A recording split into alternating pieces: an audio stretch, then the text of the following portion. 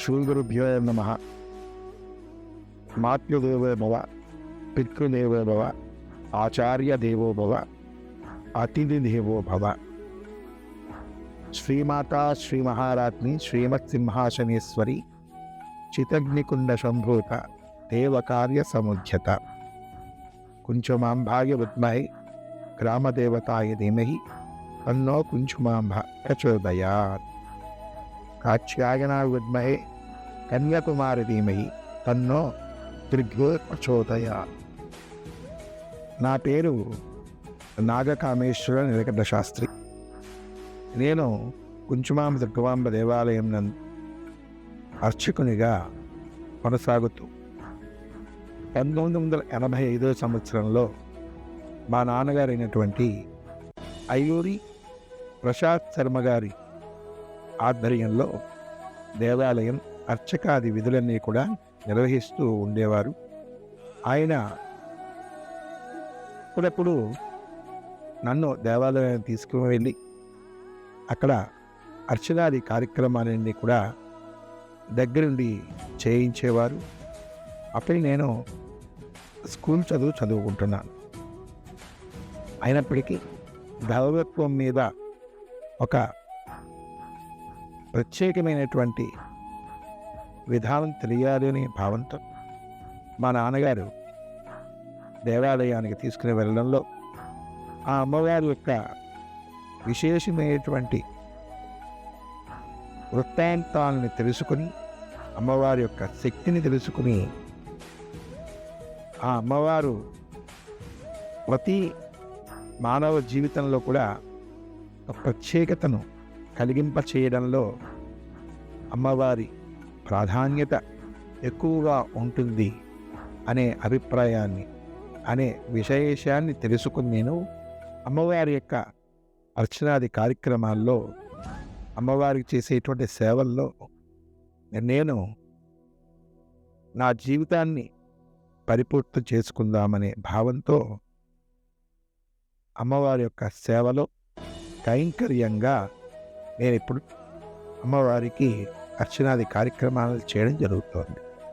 మా నాన్నగారు గత 6 సంవత్సరాల ముందు అమ్మవారి పాదాల చెంతకు చేరగా ఇప్పుడు ఆ దేవాలయంలో ప్రధాన అర్చకుడిగా అమ్మవారి యొక్క అర్చనాది కార్యక్రమాలన్నింటినీ కూడా నా చేతుల మీదుగా నిర్వహించుకుంటూ అమ్మవారి విశేషమైనటువంటి కోరికలు తీర్చేటువంటి అమ్మవారి శక్తిని తెలుసుకుని ఆ అమ్మవారికి నా జీవితాన్ని అంకితం చేయడానికి నేను పురోగమిస్తూ ఉన్నాను.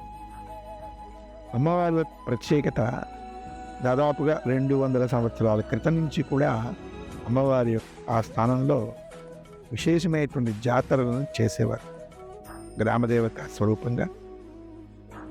అటువంటి సందర్భంలో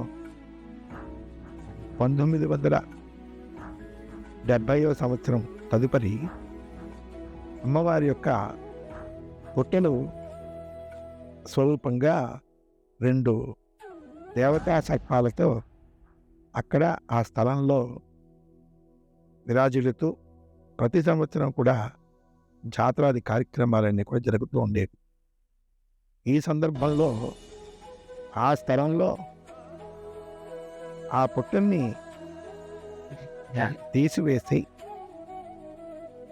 అక్కడ మహావిశేషమైనటువంటి అమ్మవారు 200 సంవత్సరాల క్రితం నుంచి కూడా 2 పుట్టల కింద అక్కడ ఆవిర్భవింపబడి విశేషమైనటువంటి జాతులతో అమ్మవారు విజయాలు సందర్భంలో 1975 సంవత్సరంలో ఆ యొక్క అమ్మవారు ఉన్నటువంటి స్థానమంతా కూడా చుట్టుపక్కల మిలిటరీ క్యాంప్ అవడంతో ఆ అమ్మవారి యొక్క స్థానాన్ని ఈ యొక్క మిలిటరీ క్యాంప్లో కలుపుకోవడానికి, అదేవిధంగా ఈ యొక్క కుక్కల్ని తీసివేసి స్థలాన్ని అంతటిని కూడా శుద్ధి చేద్దామని ప్రయత్నం చేశారు ఎంతోమంది పెద్దలు.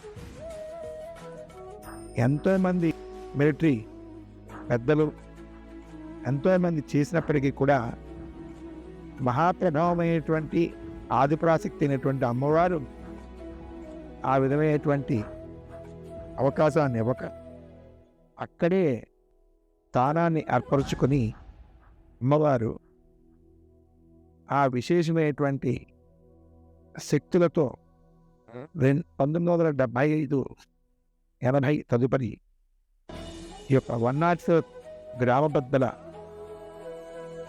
సహకారంతో 2 దేవాలయాల్ని ఏర్పాటు చేసి కుంచుమాంబ, దుర్గమాంబ అమ్మవారి యొక్క దేవాలయాల్ని ఏర్పరిచి ఆ అమ్మవారికి ఆ గ్రామం తరపున ప్రతి సంవత్సరం జాతరలు చేయడం, దసరాది నవరాత్రులు యందు విశేషమైనటువంటి ఆరాధనలు చేస్తూ గ్రామానికి మాత్రమే పరిమితమైనటువంటి అమ్మవారు ఈ రోజున దశ దిశల యందు కూడా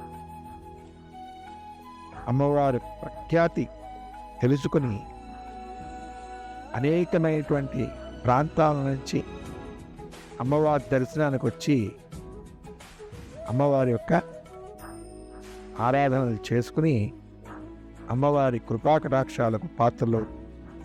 కుంచుమాంబ, దుర్గమాంబ గ్రామదేవతల యొక్క జాతరలో చేయించుకునేటువంటి సందర్భంలో అమ్మవారు విశేషమైనటువంటి ప్రఖ్యాతిని గాంచింది. విశాఖపట్నమే కాక పరిసర ప్రాంతాల్లోనే కాక ఈ యొక్క అమ్మవారి దర్శనానికి వచ్చి అమ్మవారికి విశేష పూజలు చేసుకోవడం జరుగుతుంది. అదేవిధంగా నార్త్ సైడ్ అనేటువంటి వారందరూ కూడా ఈ రోజున నేవల్ క్యాంపస్గా విరాజిల్లుతున్నటువంటి అందులో ఉన్నవారందరికీ కూడా ఈ అమ్మవారు ఎలవోలిపోయింది. అటువంటి నావల్ వాళ్ళు 1985 సంవత్సరంలో అమ్మవారికి చిన్న దేవాలయాలుగా 104 ఏరియా గ్రామ పెద్దలందరూ కలిసి ప్రతిష్ఠ చేయడం జరిగింది. ఆ విధంగా ప్రతిష్ఠ చేసినట్టు అమ్మవార్లకి మా నాన్నగారు అర్చనాది కార్యక్రమాన్ని కూడా చేయడం ప్రారంభించారు. అటువంటి చిన్న దేవాలయాలుగా ఉన్నటువంటి అమ్మవారి జాతరలని చూసి అమ్మవారి అనుగ్రహంతో ఎంతోమంది భక్తులు వారి యొక్క కోరికలు తీర్చుకోవడం జరిగింది. సర్వే జనా సుఖినో భవంతు.